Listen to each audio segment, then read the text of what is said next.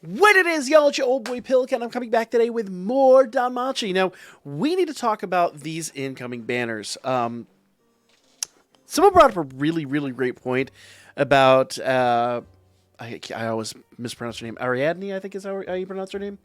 So let's just kick it off with her. So, new unit for her. It's like the third or fourth unit we've gotten in the game. She's not a new unit, but for some of the people that weren't around for that anniversary, for the reruns or whatever, she might actually be new CP.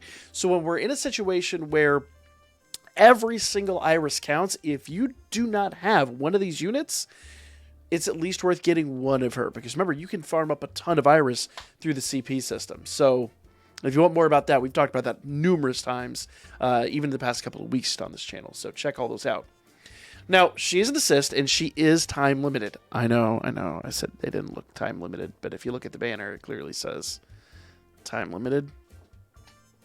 So it's an easy thing to overlook. It's a real because literally it's just I'm not gonna make excuses. Whatever. I just overlooked it. Nevertheless, she is time limited.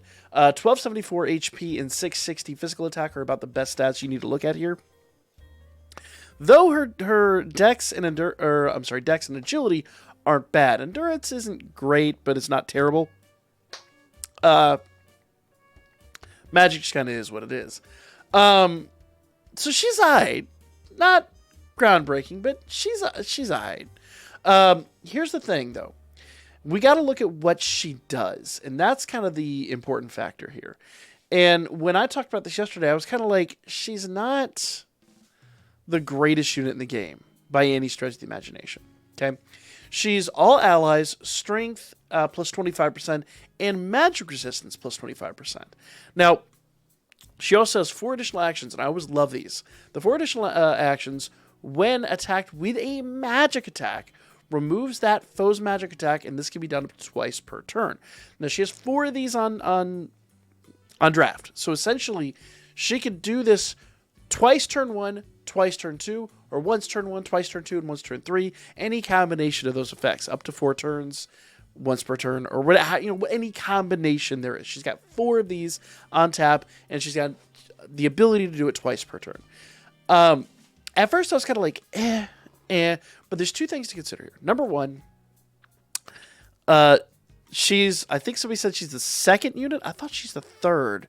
But maybe she's only the second unit that does strength plus 25%. So that is one thing, and it is all allies. It's not whoever she's tied to. That is an all allies buff. So that is one school of thought there.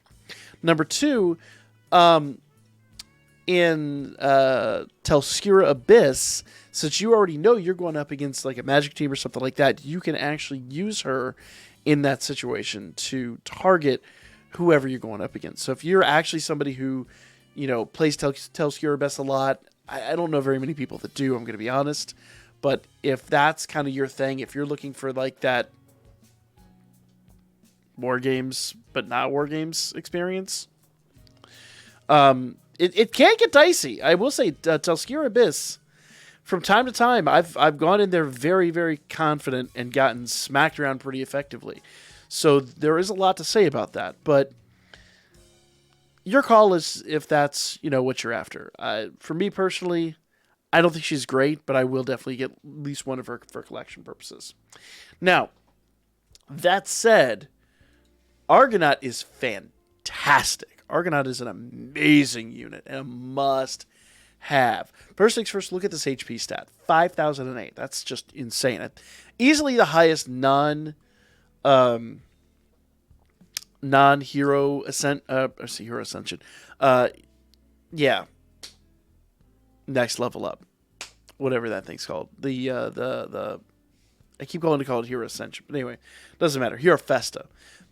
Easily the highest non-hero Festa, at least that I can think of off the top of my head. Maybe even higher than some of those hero Festas. HP is insane. Great endurance stat, 758, so this dude's going to be around forever. Physical stat of 2221, so he's just going to be just absolutely wrecking things. Dex is great at 1037. Agility is phenomenal at 1273. Just all around a really fantastic unit from a number standpoint. But then you get into his skills. And I did forget to mention his essay yesterday, so we'll talk about his essay here. But first, we need to talk about skill 1. That's a 212 MP cost self, slow, 70% HP heal. Now, the way to look at this, whenever you see that slow skill, that means he's essentially going last-ish. Anyone that has a slow skill but a lower agility stat will go below him, but there's so few that have slow stats.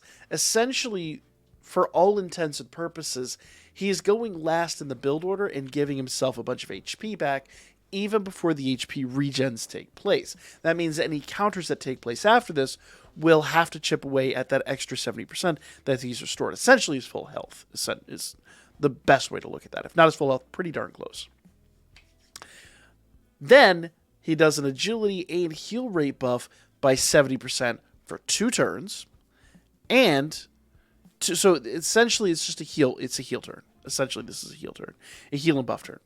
He gives himself 2 physical nullifications, a magic nullification, and 5 total additional actions, foes, plural, high fire physical attack with ultra on guard rate, skill damage 50% per self-strength, and magic debuff.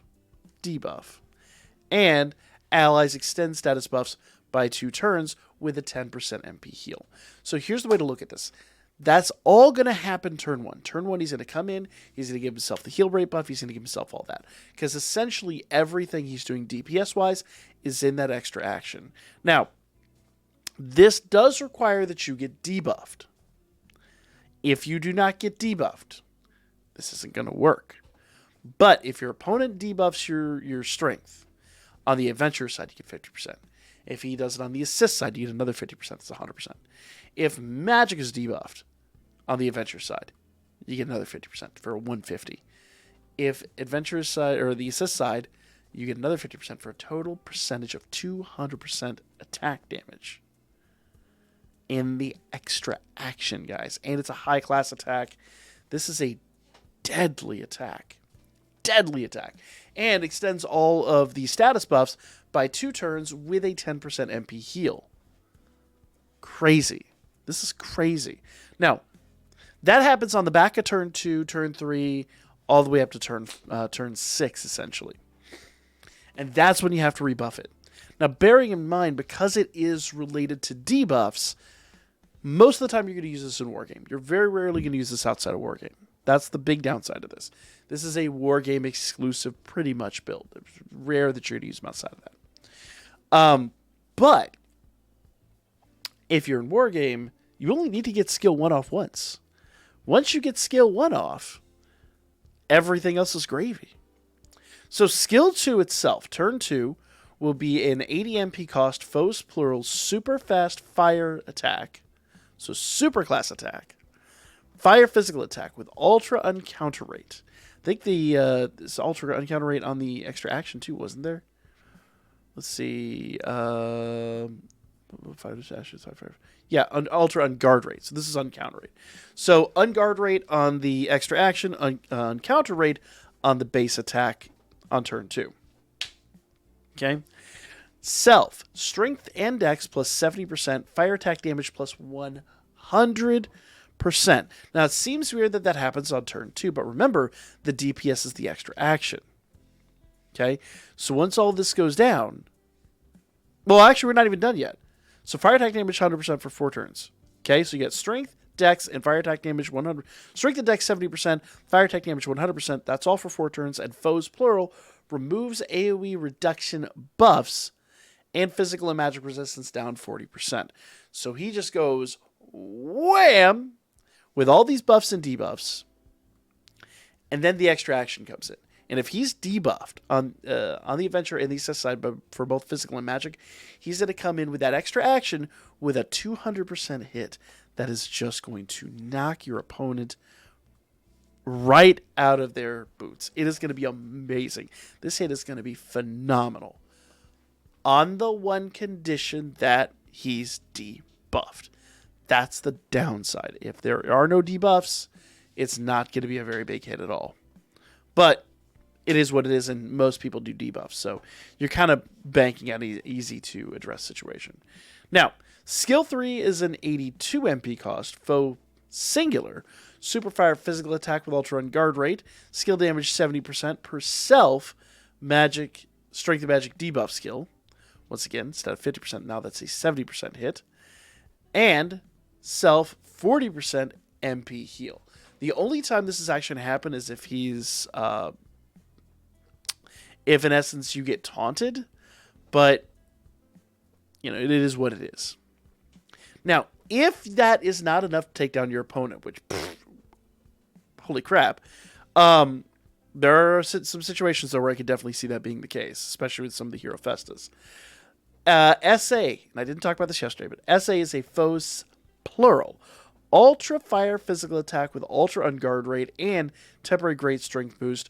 Remove status buffs and inflict stun. And allies SA gauge charge gauge 55%. That is the highest percentage we have ever seen in the game. And physical and magic resist and ailment resist plus 50% for 5 turns. So, this is now where Argo becomes a phenomenal unit to bring in turn 3. Now, he's not going to produce a huge amount of damage. But, get that skill off. Get that skill off. And then just kind of let him do his thing. You'll be happy he's on your team. That SA gauge charge gain 50% and the buffs that he produces are going to be absolutely phenomenal for any team. This guy is nuts. Nuts. Passives are 45% when resist counters are.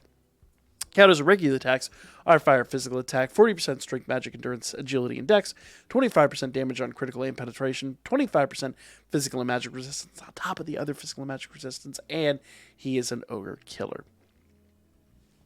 Here's the problem I've got. I am expecting new banners next week. And they will be time limited, and they will be the units that you're going to want for the anniversary. Where does my Iris fit in to summon for this guy over some of the other units? And my honest answer is I don't know. If you've got star bonds, this would be a good opportunity to just get one and done and walk away, and then maybe spend some star bonds. This guy will be around. Let's see. Do I have dates? Let's check our banner here. Doesn't say the dates unless I'm just blind again, which is high likelihood. But I wear these for a reason.